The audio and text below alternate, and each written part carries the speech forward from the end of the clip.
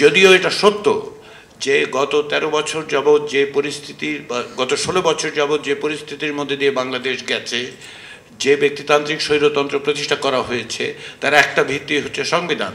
কারণ সংবিধানের মধ্যে এই পথটা ছিল। এই পথটা কেবল গত 15-16 বছরে ছিল তা নয়। বাংলাদেশের সংবিধানের 1972 সালে যে সংবিধান প্রণীত হয়েছিল তার মধ্যেই আসলে সাংবিধানিক একনায়কত্বের প্রতিষ্ঠার পথ ছিল। তার সবচেয়ে বড় উদাহরণ হচ্ছে যে 1975 সালে এই বাংলাদেশে জনগণের ম্যান্ডেট ছাড়া সংবিধান পুনর্লিখন করে এক দলীয় শাসন তৈরি করা হয়েছিল। ওইটা ওই সংবিধানের মধ্যেই ছিল। সংবিধান সেই ব্যবস্থা করেছে এবং সেটা করা হয়েছে এই দেশে। দ্বিতীয়বার আমরা সংবিধানের পুনর্লিখন দেখতে পেয়েছি পঞ্চদশ সংশোধনীর মধ্য দিয়ে, যদিও তাদেরও ওই সংসদেরও এই ম্যান্ডেট ছিল না। আমি পুনর্লিখন শব্দটা ব্যবহার করা অনেকে অবাক হবেন, আমি জানি, কিন্তু প্রকৃতপক্ষে আপনি যদি 1975 সালের জানুয়ারি মাসের বাংলাদেশের সংবিধান দেখেন এবং চতুর্থ সংশোধনীর পরে দেখেন, তাহলে দেখবেন এটা আসলে দুটো সংবিধান, কমপ্লিটলি দুটো সংবিধান। এটা একটা সংবিধান নয়। 72 সালের সংবিধান যেটা তৈরি হয়েছিল 75 সালের জানুয়ারি মাসে পরিবর্তিত হওয়ার পর, সেটা 72-এর সংবিধান নয়। 72-এর সংবিধানের কার্যত অবসান ঘটেছিল একদলীয় শাসন ব্যবস্থার মধ্য দিয়ে।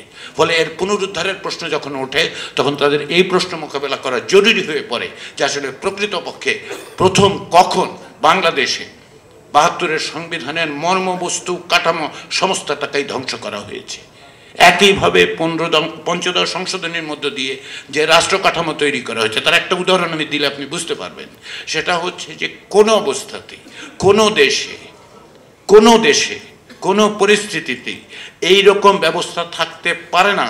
কোনো সংসদ কোনো অবস্থাতেই এটার্নিটি ক্লজ 1/3 একটা সংবিধানের করে দিতে পারে না। এই কারণে যে আপনি যখনই সংসদে আপনি নির্বাচিত করছেন কাউকে, তো একটা নির্দিষ্ট সময়ের জন্য করছেন।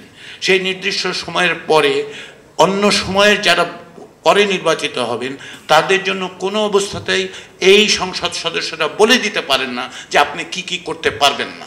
কেননা জনগণের ম্যান্ডেট তারা পেলে যে কোনো কিছু তারা করতে পারবেন।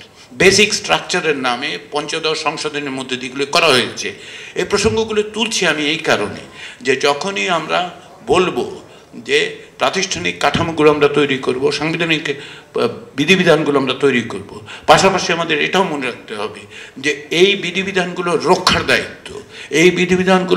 দায়িত্ব হচ্ছে রাজনৈতিক শক্তির, জনগণের সম্মিলিত সংগঠিত শক্তি। যে কারণে সবসময় বলা হয় যে গণতন্ত্র আসলে রক্ষার বিষয়, শুধুমাত্র প্রতিষ্ঠার বিষয় নয়। যতক্ষণ না পর্যন্ত গণতন্ত্র রক্ষার জন্য প্রতি মুহূর্তে প্রতিদিনের সংগ্রামে আপনি যুক্ত থাকতে পারবেন, আমরা যুক্ত থাকতে পারবো, ততক্ষণ পর্যন্ত কেবলমাত্র প্রাতিষ্ঠানিক ব্যবস্থায় হবে না। সে কারণে দ্বিতীয় প্রশ্ন যেটা এখানে আছে, আমি যেদিকে আপনাদের মনোযোগ আকর্ষণ করার চেষ্টা করছি সেটা হচ্ছে এই যে সংস্কার বললেই যেভাবে বিবেচনা করা হচ্ছে, প্রাতিষ্ঠানিক সংস্কার, সাংবিধানিক সংস্কার, নির্বাচন ব্যবস্থার সংস্কার, এগুলি যথেষ্ট হবে না যদি না পর্যন্ত রাজনৈতিক সংস্কৃতির পরিবর্তনের ক্ষেত্রে এই সংস্কারের বিষয়টা আপনারা বিবেচনা করেন। এটা সরকার পারবে না, এটা প্রকৃতপক্ষে রাষ্ট্রও পারবে না। এটা রাজনৈতিক শক্তির কাজ। এই কাজটি করতে হবে রাজনৈতিক দলকে, তার জন্য অতন্ত্র প্রহরীর মতো থাকতে হবে জনগণকে। এবং এই সংস্কার ছাড়া আপনি যে নির্বাচনই করেন, যত সুষ্ঠু, অবাধ, গ্রহণযোগ্য, অন্তর্ভুক্তিমূলক নির্বাচনই আপনি করেন, রাজনৈতিক সংস্কৃতির সংস্কার ছাড়া, প্রাতিষ্ঠানিক সংস্কারগুলোকে রক্ষা করার পদ্ধতি তৈরি না করে যে নির্বাচন আপনি করবেন, সেই নির্বাচনে কেউ না কেউ অবশ্যই বিজয়ী হবে। তিনি ওই দল 2/3, 3/4, 4/5 যেভাবেই নির্বাচিত হোক, যেটা দাঁড়াবে সেটা হচ্ছে আপনি সেই নির্বাচনের মধ্য দিয়ে সামগ্রিকভাবে গণতান্ত্রিক যে আকাঙ্ক্ষা, গণতান্ত্রিক প্রতিষ্ঠান যেগুলো, সেগুলো আপনি রক্ষা করতে পারবেন না। ফলে নির্বাচন কি জরুরি? অবশ্যই জরুরি। গণতান্ত্রিক প্রক্রিয়ায় নির্বাচন একটি অত্যাবশ্যকীয় শর্ত। কিন্তু কেমন নির্বাচন গণতন্ত্র যে নয়, সেটা বাংলাদেশের মানুষকে বোঝানোর তো কোনো কারণ নেই। 3টি নির্বাচনের নামে যে নাটক করা হয়েছে, মানুষের অধিকারকে যেভাবে লুণ্ঠিত করা হয়েছে, যেভাবে মৌলিকভাবে রাষ্ট্রের যে ভিত্তিভূমি সেটাকে ধ্বংস করা হয়েছে, সেক্ষেত্রে নতুন করে বলার কিছু নেই। সেই জায়গায় দাঁড়িয়ে শুধু আজকে আমরা যখন নির্বাচনের কথা বলবো তার আগের যে দুটো শর্ত, সেটা হচ্ছে এই রাজনৈতিক ঐক্য আদর্শিক জায়গা থেকে ভিন্ন মত অবশ্যই থাকবে। আমরা উত্তর কোরিয়া তৈরি করার কোনো রকম আকাঙ্ক্ষা নিয়ে বাংলাদেশ স্বাধীন হয় নাই। উত্তর কোরিয়া তৈরির কোনো আকাঙ্ক্ষা বাংলাদেশের মানুষের নেই, ওইখানে একমত আছে। ওই ঐক্যমত প্রয়োজন নেই। যে ঐক্যমত গণতান্ত্রিক মৌলিক জায়গাগুলোতে আমরা একমত হব এবং অনেক বিষয়ে আমরা ভিন্ন মত পোষণ করব। এবং ভিন্ন মত হচ্ছে গণতন্ত্রের কাঠামো, গণতন্ত্রের ভিত্তি। তাহলে আসুন আমরা ভিন্ন মতের জায়গাগুলো যেমন আমরা চিহ্নিত করি, প্রতিদিন বলি, তেমনিভাবে চিহ্নিত করি আসলে ঐক্যমতের জায়গাগুলো কোথায়। ঐক্যমতের জায়গাগুলোকে সামনে রেখে আমাদের অগ্রসর হতে হবে এবং সেটা সম্ভব।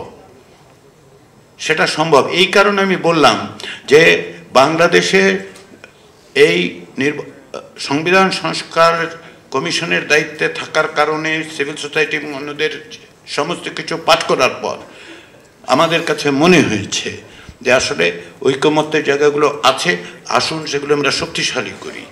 কেননা অর্জনটা ধরে রাখার জন্য যে প্রাণ নাশ হয়েছে, যে মানুষরা আত্মদান করেছেন, যে পরিবারগুলো আজকে এখানে দাঁড়িয়ে বলছে যে তারা বিচার চান তাদের জন্য, এবং একটা বৈষম্যহীন বাংলাদেশ সেটা প্রতিষ্ঠা করার জন্য আসলে যেটা দরকার সেটা হচ্ছে কেবল প্রাতিষ্ঠানিক সংস্কার নয়, কেবল প্রাতিষ্ঠানিক সংস্কার দিয়ে এটা হবে না।